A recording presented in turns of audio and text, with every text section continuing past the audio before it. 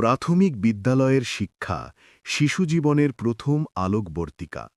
এই স্তরেই শিশুর পড়া, লেখা ও গণনার মৌলিক দক্ষতার বীজ রোপিত হয়। শিশুর কৌতূহল, চিন্তাশক্তি ও সৃজনশীলতার স্বাভাবিক বিকাশ প্রাথমিক শিক্ষার মাধ্যমেই ঘটে। নৈতিকতা, শৃঙ্খলা ও মানবিক মূল্যবোধের প্রথম পাঠ শিশুরা এখান থেকেই গ্রহণ করে। খেলা, গান ও গল্পের মাধ্যমে শেখা শিশুর মনে শিক্ষার প্রতি আনন্দ ও আগ্রহ জাগায়।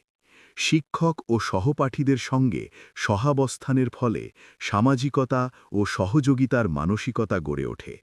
এই পর্যায়ে অর্জিত শিক্ষা শিশুর আত্মবিশ্বাস ও আত্মনির্ভরশীলতার ভিত মজবুত করে।